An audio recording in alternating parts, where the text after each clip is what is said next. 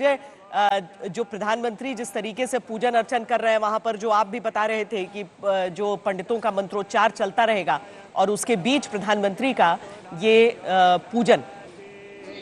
जी हाँ, बिल्कुल। जैसे किसी भी पवित्र चीज की, किसी भी आराध्य की परिक्रमा करते हैं तो परंपरा ये है कि वो आपके दाहिनी तरफ होने चाहिए और दाएं से बाएं की तरफ आप चलते हैं। किसी जैसे आप गिरिराज की, कामदगिरी की परिक्रमा करते हैं तो जिनकी परिक्रमा करते हैं वो आपके दाहिनी ओर होने चाहिए, लेकिन सूर्य की परिक्रमा में सूर्य को आप दाएं बाएं नहीं रख सकते हैं, इसलिए सूर्य की परिक्रमा अपने ही खुद को ही चारों ओर घुमाकर की जाती है। तो प्रधानमंत्री ने जो सूर्य की परिक्रमा की है वो वहीं पर, और जो त्रिवेणी संगम है तो इनकी भी परिक्रमा में आप उनके चारों ओर घूम नहीं सकते, तो अपने ही चारों ओर आप अपने बाएं से दाएं की तरफ आप घूमिए तो आपकी परिक्रमा पूरी हो जाती है। तो प्रधानमंत्री ने इसी परंपरा का पालन किया है और वहां पर परिक्रमा की है।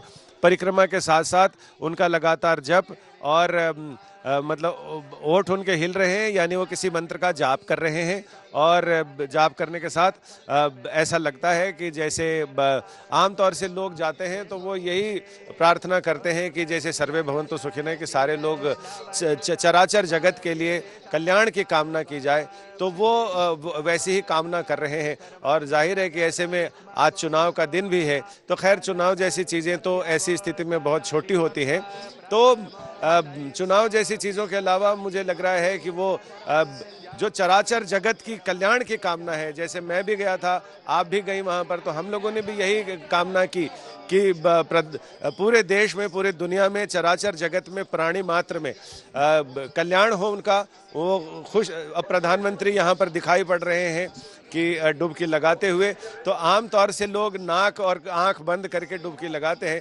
लेकिन डुबकी लगाने का जो अच्छा तरीका है वो ये है कि अपने सांसों को भर लिया जाए और जैसे ही आप अंदर जाते हैं नदी में, वहाँ से सांस छोड़ी जाए और उसके बाद तो ऐसे में ना पानी आपके कान में, आंख में इधर उधर घुसेगा और इससे बहुत अच्छा रहता है। और सबसे बड़ी चीज़ कैमरे के लिए परफेक्ट होती है, तो जो लोग सेल्फी के साथ अपनी तस्वीरें यादगार रखना चाहते हैं कुंभ स्नान की, तो वो नाक कान को हाथ लगाए बिना ऐसे वो कर सकते हैं। मैं टैक्ट भी अभी बता देता हूं कि आप सांस भरें और जल के अंदर जाएं और सांस छोड़ते हुए बाहर आएं, तो ये सबसे बढ़िया तरीका है। प्रधानमंत्री जी ने भी वही तरीका अपनाया है और वो बिना किसी भी चेहरे को हाथ लगाए हुए वो डुबकी लगा रहे हैं और डुबकी लगाकर वो बाहर आ रहे हैं।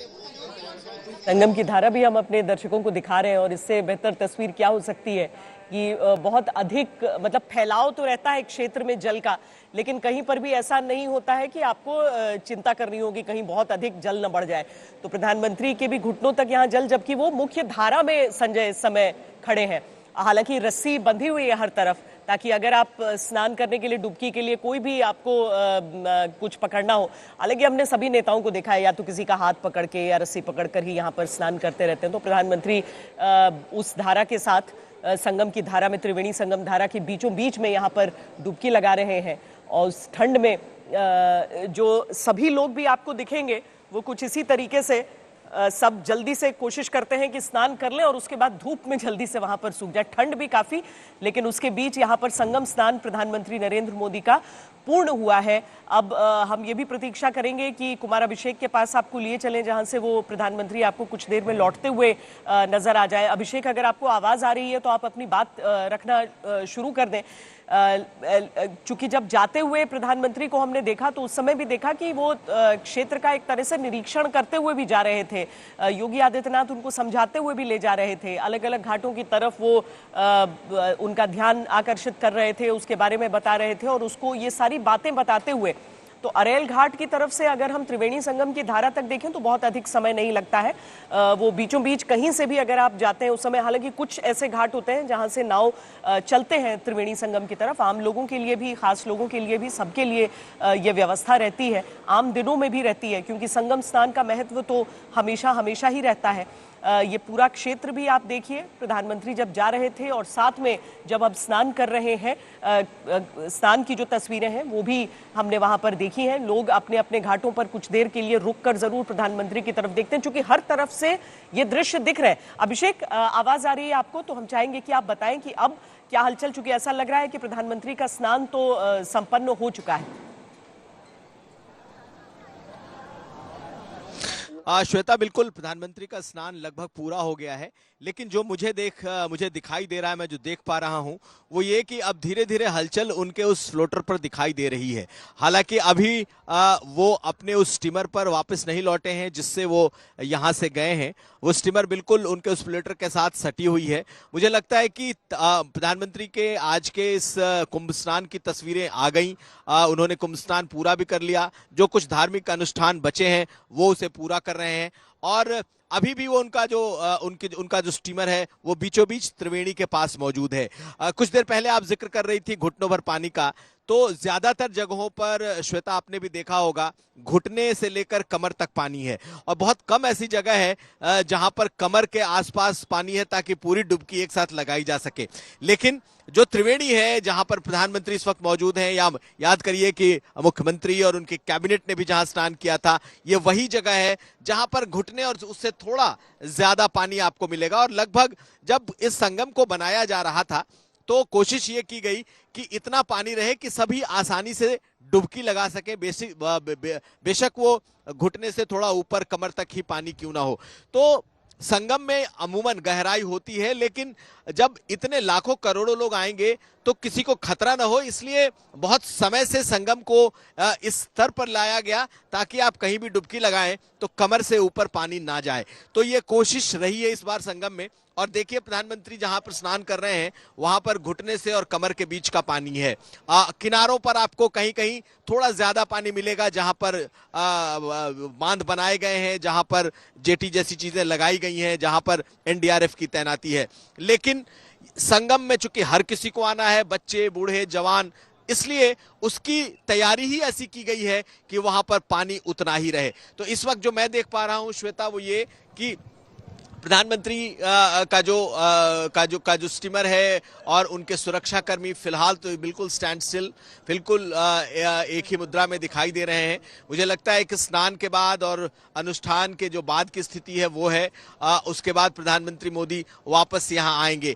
यहाँ भी फिलहाल जहाँ पर हम लोग मौजूद हैं, जहाँ पर उनका पूरा काफिला मौजूद है, फिलहाल अभी कोई हलचल नहीं, क्योंकि जब वहां से चलेंगे तो तकरीबन 10 मिनट का वक्त लगेगा, 7 से 10 मिनट का वक्त लगेगा।